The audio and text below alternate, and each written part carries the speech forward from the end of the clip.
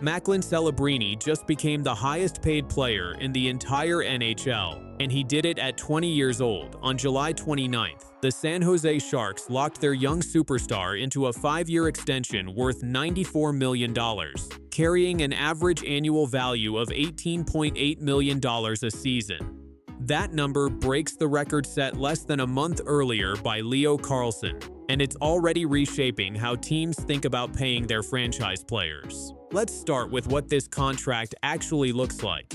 Celebrini signed for 5 years and $94 million, with the deal kicking in during the 2027-28 seasons, once his entry-level contract expires. That gives him an average annual value of $18.8 million, which now stands as the richest cap hit in league history. To put that in perspective, under the current collective bargaining agreement, a player can earn up to 20% of the salary cap. For next season, that ceiling works out to roughly $20.8 million. So Celebrini didn't even take the maximum he was entitled to. He left real money on the table, and we'll get into why in a minute. The structure of the deal is heavy on signing bonuses. Celebrini is set to receive close to $20 million in signing bonuses in each of the first 2 years, with a similar bonus structure carrying into year 3. His actual base salary barely touches $1 million in any single season. That's become a common structure for young superstars because it protects the player's money if the league ever faces another lockout. There's also a long-term business angle here.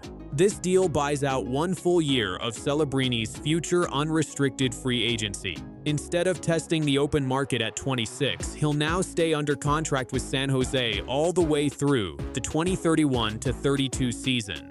Now let's talk about why San Jose didn't hesitate to make him the richest player in hockey. Celebrini just wrapped up a 115-point season, 45 goals and 70 assists across all 82 games. That set a new single-season franchise record for points, breaking a mark that had stood for years in San Jose. He finished 4th in the entire NHL in scoring. He was tied for 4th in goals, he was 7th in assists, and this all came in just his 2nd full NHL season, at an age when most players are still trying to find their footing in the league. The team's success around him tells its own story. San Jose went 26 wins, 6 losses, and 2 overtime losses in games where Celebrini scored a goal. When he recorded at least 1 point, the team's record jumped to 37 wins against just 18 losses. And in games where he had multiple points, San Jose won an incredible 26 out of 31 contests. Beyond the regular season, Celebrini represented Canada at the 2026 Winter Olympics and helped the team earn a silver medal. He finished 2nd in tournament scoring, trailing only Connor McDavid, and he led all players in goals scored. That's a remarkable accomplishment for a 20-year-old sharing a locker room with some of the best players alive. He was also a finalist for the Ted Lindsay Award, which is voted on by the players themselves, and he finished 4th in Hart Trophy voting for league MVP. When you stack up the individual numbers, the team impact, and the international performance, it becomes pretty clear why the Sharks moved quickly to get this deal done. This whole contract doesn't happen the way it did without Leo Carlson. Just weeks before Celebrini signed, the Anaheim Ducks matched a 5-year, $90 million offer sheet that the Philadelphia Flyers had given to Carlson. That deal carried an average annual value of $18 million a year, and for a brief moment, it made the 21-year-old center the highest-paid player in the league. Sharks general manager Mike Grier addressed this directly when reporters asked whether Carlson's deal changed the market for Celebrini. He said, "I don't know how much it changed it. I just think it changed the whole ecosystem and the landscape of players and scale." Grier added that it's simply become the new normals in today's NHL, where young stars are commanding numbers that would have been unthinkable just a few years ago. Celebrini himself had already reacted to the Carlson deal before signing his own extension.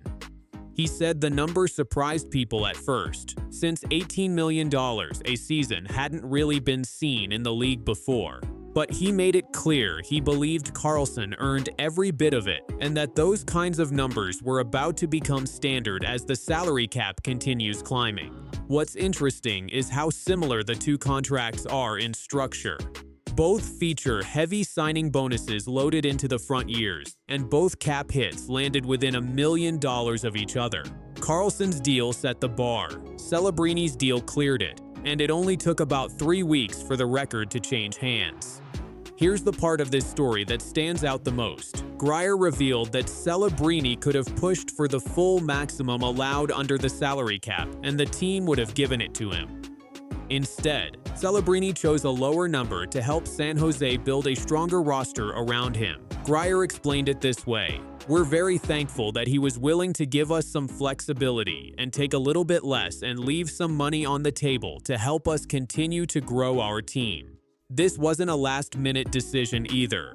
Weeks before signing, Celebrini had already told reporters he would consider taking less than market value if it meant helping the team build a better roster. He said, "That's why all of us play.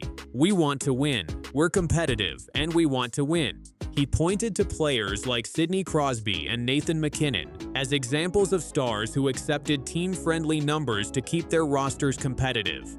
The practical reason behind this matters just as much as the sentiment. San Jose still needs to extend other young pieces of their core, including forward Will Smith, who can become a restricted free agent after this coming season, along with forward Colin Graf. By taking a number below the max, Celebrini gives his front office more breathing room under a hard salary cap to keep this young group together. Grier also praised Celebrini's approach to the entire negotiation, saying the young forward showed real commitment to the direction the franchise is heading. For a team that's missed the playoffs 7 years running, having your best player voluntarily create cap space says a lot about where this organization believes it's headed. So what does all of this actually mean for the Sharks moving forward? San Jose improved by 19 wins and 34 points last season compared to the year before, one of the biggest single-season turnarounds in franchise history. Locking up Celebrini long-term signals that ownership and management believe the young core is ready to take the next step toward playoff contention. The offseason moves support that idea. San Jose added forward Mason Marchment, defenseman Jacob Trouba, and goaltender Eric Comrie in free agency, and they acquired veteran defenseman Darnell Nurse in a trade with Edmonton.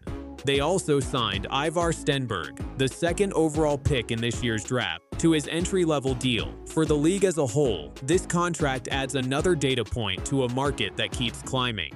Kirill Kaprizov reset the bar last September. Carlson broke it in July. Celebrini broke it again less than a month later, with the salary cap projected to keep rising over the next several seasons. This $18.8 million number might not hold the top spot for very long either. To sum up what we covered today, Macklin Celebrini signed a 5-year $94 million contract that makes him the highest-paid player in the NHL, backed by a franchise record 115-point season and an Olympic silver medal performance. He passed on the maximum allowed under the cap to give his team flexibility, and that decision could shape how San Jose builds its roster for years to come.